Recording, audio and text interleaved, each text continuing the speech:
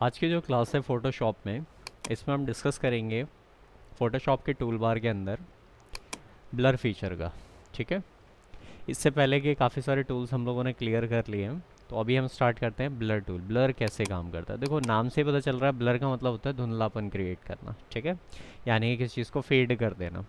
तो इस बात को समझने के लिए मैं आपको बताता हूँ। डबल क्लिक करो स्क्रीन के ऊपर, जिससे कि ये फ़ोटोज़ ओपन हो जाए। Double click. ठीक, यहाँ से आप कोई भी एक तस्वीर ले लो। सपोज दैट हमने ये ले लिया, या फिर हम ये ले लेते हैं।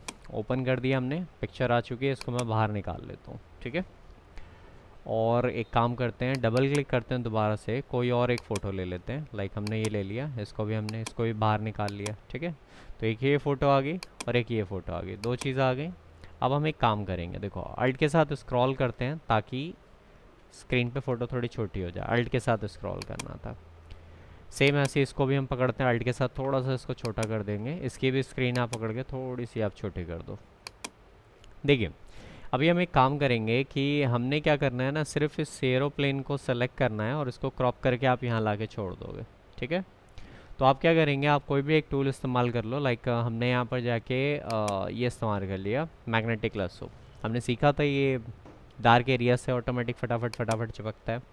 तो आप यहाँ पर जाओ, क्लिक दबा के छोड़ दो, और उसके बाद क्लिक दबाना नहीं है। अब आप छोड़ के बस इसके आसपास आसपास इसको मूव करो, ये ऑटोमेटिक उसकी आउटलाइन से अटैच होता हुआ चला जाएगा और एक परफेक्ट पिक्चर को क्रिएट करने में हेल्प करेगा।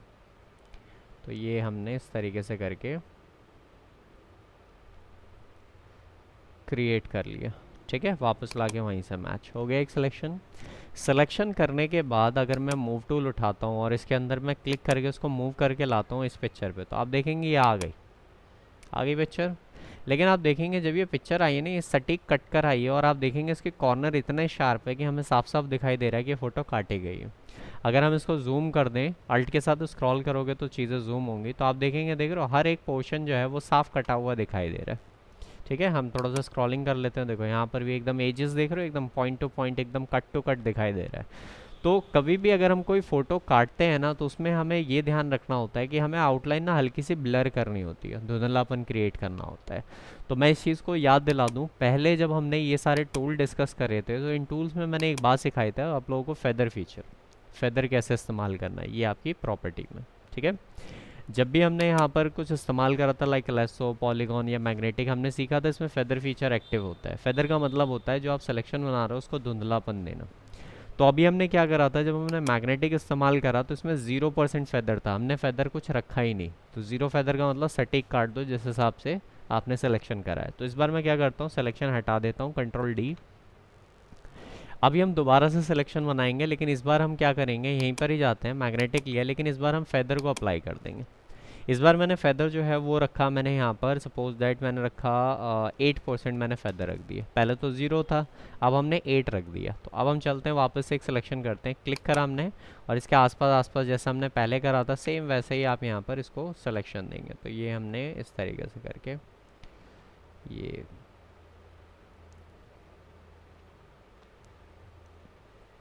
जैसे ये पिक्चर सेलेक्ट हो जाती है, आपने इस कर लिया सिलेक्शन, पहले की तरह इस बार भी हमने सिलेक्शन करा है। बस फ़र्क आप क्या है, अगर अब मैं इसको पकड़ के इसको मूव करके लेकर आता हूँ यहाँ पर, और जैसे ही मैंने क्लिक छोड़ा, अब आप देखेंगे, देखिए दोबारा से ये प्लेन यहाँ आए। लेकिन दोनों में आप एक फ़र्क देख रहे होंगे, मैं इसको थोड़ा छोटा करके दिखाता हूँ। देखिए, इस प्लेन को जिसे हमने फेदर के साथ काटा और इस प्लेन को जो हमने बगैर फेदर के काटा, दोनों में आप फ़र्क देख रहे हैं, दिखाई दे रही है। इसके कॉर्नर ज़्यादा शार्प मतलब स्मूथ नज़र आ रहे हैं, हर एक चीज़ परफेक्टली। लेकिन यहाँ देखो एकदम ऐसा लग रहा है चोंच कट गई है उसकी, लेकिन इसकी चोंच मेंटेन हुई है नज़र आ रही है। समझ आ रही है ये चीज़। तो आप इस तरीके करके आप फेदर फीचर का आप इस्तेमाल करके चीज़ें बिल्कुल परफेक्टली आप काट सकते हो।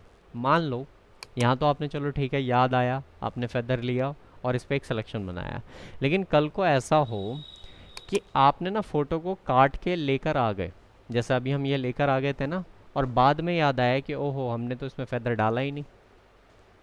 अब फेदर अगर आप किसी चीज़ में अप्लाई करना भूल जाते हैं, तो दोबारा से आपको यहाँ जाना होता है, सिलेक्शन टूल लेना होता है, फेदर अप्लाई करना होता है, फिर आप सिलेक्शन बनाते हो और फिर काट के लाना होता है, जैसे हम इसको लेकर आए थे। समझे आप इस बात को। तो इतने लंबे प्रोसेस को ना करके, और आपको लगता है कि आपने कोई चीज़ काट ली है और काटने के बाद आपको याद आता है कि भाई हम उसमें फेदर फीचर डालना भूल गए थे, तो आप उस केस में आप इस्तेमाल करेंगे ब्लर टूल का। समझ गए आप मेरी बात को? तो ब्लर जो है वो फेदर की तरह ही काम करता है, ये एजेस को स्मूथ करता है। एजेस मतलब ये जो कॉर्नर में ये जितने भी ये दिखाई दे रहे हैं ना, जिसकी वजह से शार्पनेस नज़र आ रही है, ये शार्पनेस को स्मूथ में कन्वर्ट कर देता है। आप जाओगे यहाँ से ब्लर फीचर को आप उठाते हो, ब्लर उठाने के बाद आप देखेंगे डायमीटर आ रहा है, आप इस डायमीटर को थोड़ा सा बढ़ा लेंगे। तो बढ़ाने के लिए एंटर के बाजू में जो बटन होता है करली ब्रैकेट, आप उसका इस्तेमाल करेंगे। तो इसको ज़्यादा बड़ा नहीं, हमें छोटा ही रखना है। अब जिस इमेज के साथ हमें ये काम करना, मतलब जिसके एजेस हमें स्मूथ करने हैं, आप क्या करेंगे, जैसे इसकी ये वाली लेयर है, हमने इसको सेलेक्ट कर लिया। अगर हमने इसको सेलेक्ट करा तो आप देख रहे हैं ये सिर्फ मूव हो रही है। अब हम इसको करेंगे जूम, मतलब बड़ा साइज़। तो आप देखेंगे बड़े होने पर आप देख रहे हैं इसके कॉर्नर जो है कितने ऐसे रफ से आ रहे हैं, है ना। अब हम इसको इस्तेमाल करते हैं ब्लर टूल से, तो आप देखेंगे इसके कॉर्नर कितने स्मूथ होते चले जाएंगे। हम साइज़ को थोड़ा सा और कम कर लेते हैं, ठीक है। एंटर के बाजू में जो करली ब्रैकेट था उसी से। अब देखिए अगर हम इसकी आउटलाइन पे इस टूल को खाली इस तरीके से रब करेंगे तो आप देखेंगे, देखिए स्मूथ होना स्टार्ट हो गया कॉर्नर। देखो इस तरीके से, समझ आ रही है चीज़?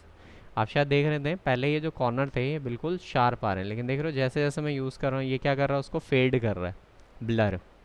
जिससे कि होगा क्या, जब मैं इसको थोड़ा और साइड, देखो ये सारे कॉर्नर देख रहे हो ना कितने शार्प हैं, लेकिन जैसे ही आप इसको यूज़ करोगे देखो स्मूथ हो गए। स्मूथ करने से क्या होता है, जो फेदर काम करता है ना आउटलाइन को धुंधला करना, ये बिल्कुल वही काम आपके लिए करके देता है, ठीक है। इस तरीके से आप करके, तो आप यहाँ पर जाके आप ये काम कर सकते हैं। अगर मैं इसको छोटा करके दिखाऊं तो आप देखेंगे, आप जो प्लेन की रूपरेखा है, देखो आप देख रहे हो इसकी चोंच बिल्कुल मेंटेन हो गई और प्लस ये सारी चीज़ें स्मूथ आ रही है लाइक दिस। तो कभी भी ऐसा हो कि आपने कोई पिक्चर जो है वो काट ली है, ठीक है, और आप उसमें फेदर डालना भूल गए हो, तो आप उस केस में इसका इस्तेमाल करेंगे ब्लर टूल, और इससे आप कॉर्नर जो है वो स्मूथ बना सकते हैं ताकि वो चीज़ बाद में परफेक्ट नज़र आए। अदरवाइज़ क्या करना होगा, फिर से आपको पूरा फेदर डाल के और फिर कंप्लीट चीज़ों के ऊपर सिलेक्शन आपको बनाना पड़ेगा, ठीक है। ध्यान में रहेगी ये चीज़। तो अभी हमने ये देख लिया कि हम कैसे ब्लर टूल का इस्तेमाल करेंगे। कभी कोई पिक्चर काट लो, आराम से आप उसकी आउटलाइन पे इसको यूज़ करो, चीज़ बिल्कुल स्मूथ नज़र आती है, ठीक। अभी हमने ब्लर डिस्कस कर लिया, अब आगे बढ़ते हैं next feature dodge tool, burn tool, sponge tool के बारे में। Dodge, burn and sponge tool के बारे में 3 फीचर्स के बारे में हम और बात कर रहे हैं। देखिए डॉज टूल के बारे में बात करें तो डॉज क्या होता है और बर्न क्या होता है। इसके लिए हम एक पिक्चर ओपन करते हैं, डबल क्लिक स्क्रीन पे, पिक्चर ढेर सारी ओपन हो गई। हम यहाँ से कोई एक फ़ोटो ले लेते हैं, लाइक ये फ़ोटो ले लेते हैं, शर्लॉक। इसको हमने नीचे कर लिया। अब देखिए ये पिक्चर है हमारे पास, इसको थोड़ा सा हम और बड़ा कर लेते हैं। यहाँ पर गए, थोड़ा सा हमने यहाँ इस तरीके से इसको बड़ा कर लिया, ठीक है। अभी आप देखेंगे इसके फेस में ना, वैसे तो ये ऑलरेडी फेयर फेस नज़र आ रहा है हमें, साफ से इसका चेहरा है, लेकिन फिर भी अगर हम चाहते हैं इसमें ना ब्राइटनेस लेवल को हमें थोड़ा और इंक्रीज़ करना है। ब्राइटनेस लेवल मतलब इसमें गोरापन और डालना है हमें, तो इस केस के लिए आप इस्तेमाल करते हैं यहाँ पर डॉज टूल का। डॉज टूल को आप लेते हैं, आप यहाँ पर जाके इसका जो है डायमीटर आप बड़ा कर लो, और उसके बाद देखो आपसे एक सिंगल खाली क्लिक रखना, बार बार क्लिक मत करना, एक सिंगल क्लिक दबाकर और बस माउस को उसके चारों तरफ यूज़ करना है। तो मैं यहाँ जाता हूँ, एक सिंगल क्लिक खाली मैंने यहाँ प्रेस करा और देखो इस तरीके से यूज़ करो। आप देख रहे हैं इसकी ब्राइटनेस जो है वो बढ़ती जा रही है, नोटिस कर रहे हैं इसमें। तो आप यहाँ जितना भी आप इसको यूज़ करेंगे इस टूल का, आप देखेंगे इसकी ब्राइटनेस लेवल बढ़ गए। अब मैं क्लिक छोड़ता हूँ तो देखिए ब्राइटनेस लेवल बढ़ चुकी है। अगर आपको फ़र्क देखना है कि क्या ब्राइटनेस लेवल बढ़ी घटी, तो उसके लिए आप क्या करेंगे, इसमें अंडू करके देख सकते हैं, कंट्रोल अल्ट जेड। देखो पहले ये फ़ोटो आप समझ गए होंगे, देखो इस तरीके से डल थी, लेकिन जैसे ही हमने इसमें ये टूल इस्तेमाल करा तो अब ये फ़ोटो कंट्रोल शिफ्ट जेड यानी कि रेडू करके देख लिया, देखो ये इतनी ब्राइट हो चुकी है। समझ में आई ये चीज़? तो जब भी आपको डॉज टूल लेना हो आप डॉज टूल लीजिए, और जिस भी फ़ोटो को आपने ब्राइटनेस लेवल इंक्रीज़ करना है, यानी कि किसी काले इंसान को गोरा करना है या जो जिसकी फेयरनेस थोड़ी टेन हो गई हो, तो आप यहाँ पर जाके इसका आप इस्तेमाल करके आप उस चीज़ को बेटर रिजल्ट दे सकते हैं, ठीक है। सेम इसी का अपोजिट आता है आपका बर्न टूल। बर्न कैसे काम करता है, आप यहाँ पर जाते हैं बर्न के ऊपर, बर्न पे आप जब जाते हैं इसका डायमीटर आप यहाँ से इंक्रीज़ करेंगे। इंक्रीज़ करने के बाद अब आप ये चाहते हैं कि भाई जस्ट इसका अपोजिट है ये। अगर आपको लगता है कोई चीज़ ज़्यादा फेयर है और आप चाहते हैं कि भाई वो इतनी फेयर ना लगाए, थोड़ी सी डल सी नज़र आए, थोड़ी सी कालेपन में नज़र आए, तो आप इसका इस्तेमाल कर सकते हैं। अगेन वही ये क्लिक करके आप इसको खाली यूज़ करते रहें, तो आप देखेंगे, देखो समझ आ रही है चीज़। इससे भी ज़्यादा करना चाहते हैं तो आप अपना क्लिक छोड़ के दोबारा से क्लिक करके फिर से आप यूज़ करेंगे, तो आप देखेंगे इसकी स्किन जो है वो टैनिंग में चेंज होती जा रही है। वापस से यूज़ करेंगे, आप देखेंगे इसकी स्किन जो है वो और ज़्यादा डल होती जा रही है। वापस से यूज़ करेंगे तो आप नोटिस करेंगे, देखिए स्किन आप देख रहे होंगे चेहरा कैसा होता जा रहा है। तो ये जो है डॉस टूल ब्राइटनेस लेवल के लिए होता है, बर्न टूल डार्कनेस लेवल को इंक्रीज़ करने के लिए होता है। तो इन दोनों टूल से आप इस्तेमाल कर सकते हैं। आते हैं बात स्पंज टूल के बारे में। स्पंज जो टूल होता है ये, इसको आप कुछ इस तरीके से समझ सकते हैं, जैसे स्पंज होता है ना, स्पंज फॉर्म की जो चीज़ होती है, उसे अगर आप किसी गीले सरफेस पर रखोगे ना तो वहाँ का पूरा पानी एब्जॉर्ब कर लेता है, वो सोख लेता है। कुछ वैसा ही ये भी टूल है। अगर आप यहाँ से उसको उठाते हो ना तो ये फ़ोटो में ना जहाँ जहाँ कलर होता है ये कलर को एब्जॉर्ब कर लेता है, अपने अंदर सोख लेता है। तो अगर मैं यहाँ पर जाके इसको इंक्रीज़ करता हूँ इस तरीके से करके, डायमीटर इसका हम बढ़ा लेते हैं। देखो अब इसमें कलर है ना आसमान में, अगर हम इसको ऐसे यूज़ करेंगे ना तो आप देख रहे होंगे, देखो आसमान का कलर गायब हो गया और ये ग्रे स्केल में चेंज होता जा रहा है, यानी कि ब्लैक एंड वाइट। मैं क्लिक छोड़ के दोबारा से क्लिक करके यूज़ करता हूँ, देखो कलर ही हटते जा रहे हैं वहाँ से।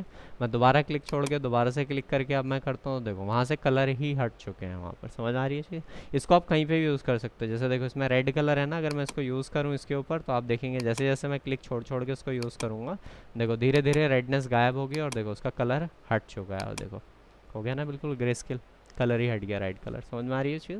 तो ऐसे करके आप इन टूल्स का इस्तेमाल करके चीज़ें आप यूज़ कर सकते हो। तो अभी फ़िलहाल आज के सेशन में हमने ब्लर टूल के बारे में सीखा, साथ ही साथ ये तीनों फीचर्स के बारे में सीखा, ये कैसे कैसे काम करते हैं। फ़िलहाल अभी आप इसकी प्रैक्टिस करो, कुछ ना समझ में वीडियो को बार बार रिवाइंड आप करके देखो, फिर भी कोई दिक्कत आए मुझसे बात कर सकते हो।